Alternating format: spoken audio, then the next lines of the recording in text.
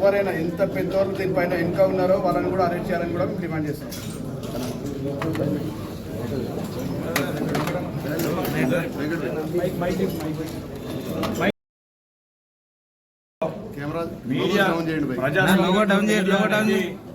జరుగుతున్న వాస్తవాల్ని ప్రజల దృష్టికి తీసుకొచ్చే ప్రయత్నం చేస్తుంది.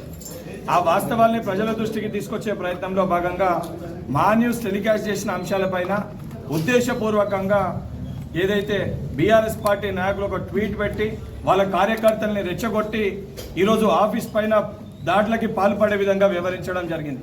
తప్పనిసరిగా ముఖ్యమంత్రి గారు ఆదేశాల మేరకు మంత్రి గారు, అదేవిధంగా టెంబరీస్ వైస్ చైర్మన్ ఫహీం గారు, అదేవిధంగా అనిల్ కుమార్ యాదవ్ గారు మేము ఇక్కడ రావడం జరిగింది.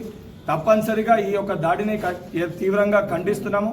ఎవరైతే ఈ దాడికి పాల్పడరో వాళ్ళపైన ప్రభుత్వం కఠినమైన చర్యలు తీసుకుంటుంది. పోలీస్ శాఖ ఆల్రెడీ దీనిపైన ఇన్వెస్టిగేట్ చేస్తుంది. సంఘాలు, సోషల్ యాక్టివిస్ట్ కూడా ఈ యొక్క ప్రజాస్వామ్యం పైన ఏదైతే ఈరోజు ఈ దాడి జరిగిందో అందరం కూడా ఏకదాటిపైకి వచ్చి ఈ యొక్క దాడిని ఖండించాల్సిన బాధ్యత మన పైన ఉందని